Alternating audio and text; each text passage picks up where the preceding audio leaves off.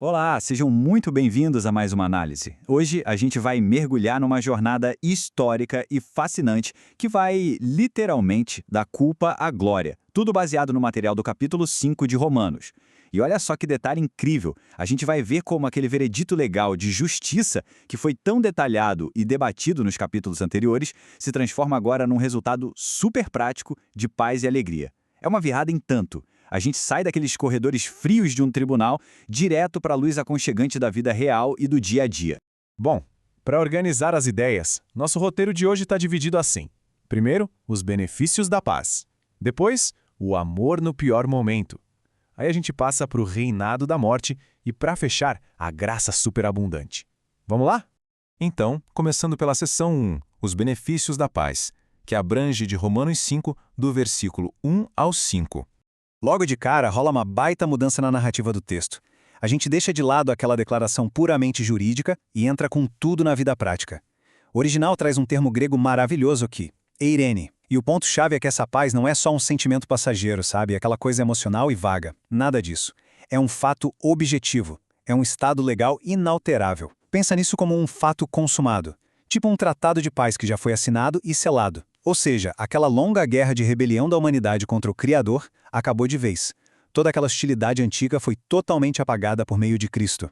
E isso puxa um outro conceito genial, prosagoge. Essa palavra basicamente significa ter um acesso garantido. É como receber uma introdução formal, com um tapete vermelho para entrar na presença de um grande rei. Pensa bem, no mundo antigo, entrar na sala do trono de um monarca sem convite era praticamente pedir para morrer, uma sentença certa, mas aqui a dinâmica inverte totalmente. Quem foi justificado tem agora uma porta que está sempre aberta, com entrada livre, segura e cheia de favor na corte celestial.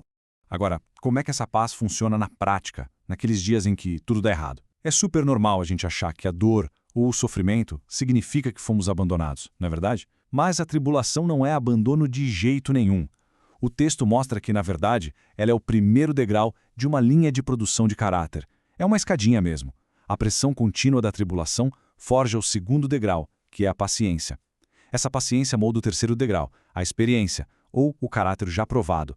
E isso, por fim, leva a gente para o topo radiante dessa escada, a esperança.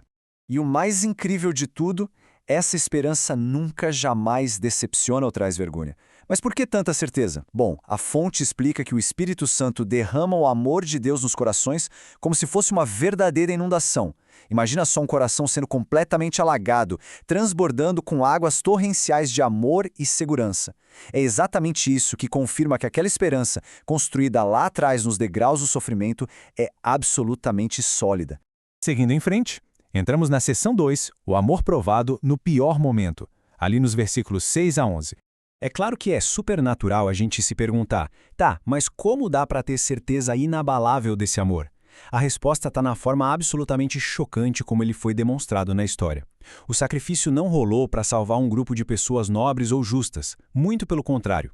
Antes desse resgate, a humanidade era descrita por 4 termos bem pesados: fracos, ímpios, pecadores e inimigos. Imagina um grupo de pessoas totalmente destruídas, caídas e cheias de raiva. Foi exatamente nesse fundo do poço, e não no momento de virtude, que o resgate desceu até a humanidade. E isso ilustra de forma brilhante o conceito teológico de catalagê, que é a reconciliação. Olha só o tamanho do contraste. De um lado, a gente tinha a inimizade, aquele estado de caos, de separação total, onde o pecado bloqueava qualquer tipo de conexão. Do outro lado, a reconciliação, o estado maravilhoso de ser completamente limpo, abraçado e, metaforicamente falando, colado de volta com Deus. Zero espaço para qualquer inimizade no meio disso tudo. E é a partir dessa reconciliação que entramos numa lógica sensacional, a lógica do muito mais.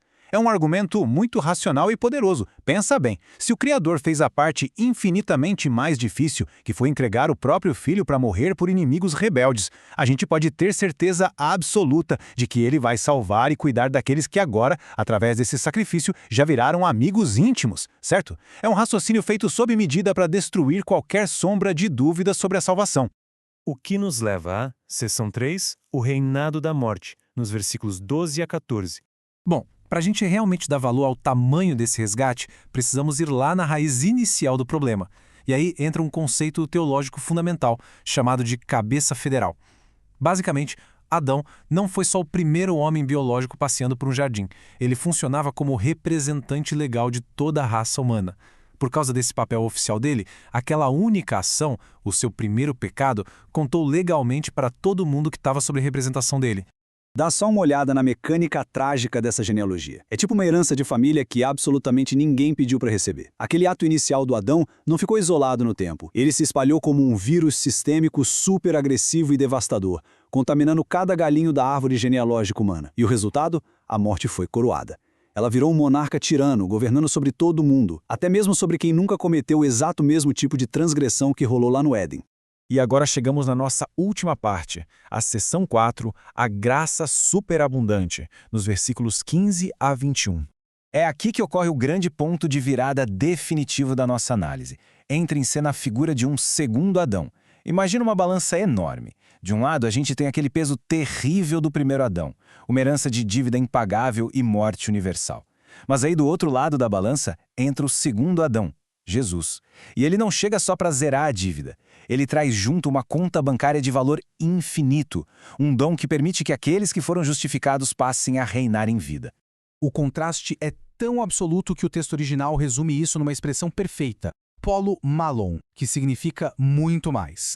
Falando sério, nem dá para chamar de balança, porque não tem equilíbrio nenhum. Onde o pecado de Adão abundou e espalhou toda aquela ruína, a graça que veio pelo segundo Adão simplesmente superabundou. É como se um oceano inteiro de graça despencasse lá do alto, esmagando e varrendo completamente do mapa aquela pedrinha sombria do pecado original. E para coroar tudo isso, a gente tem uma conclusão brilhante. Aconteceu uma verdadeira troca de reinados de forma definitiva. Por causa desse oceano de graça, a morte não domina mais como uma tirana imbatível. A coroa mudou de mãos, agora quem recebeu a dádiva da justiça é que foi coroado para reinar em vida por meio de Jesus.